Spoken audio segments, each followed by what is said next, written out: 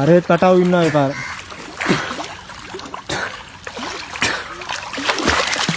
ආවතෙන්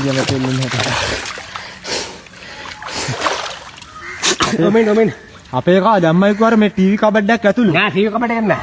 මු පැන්නක් දන්නේ නෑ නේද? ටීවී කබඩ් එක ඇතුළේ කවුරුත් නෑ. අනිවාර්යෙන් වතුරට බහැලත් ඒක. ඔමෙන් කෑනවා.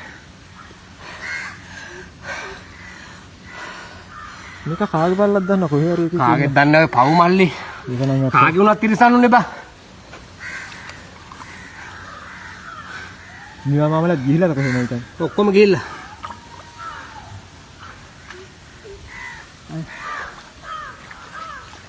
අපේ කට වෙච්ච දෙයක් නෑනේ.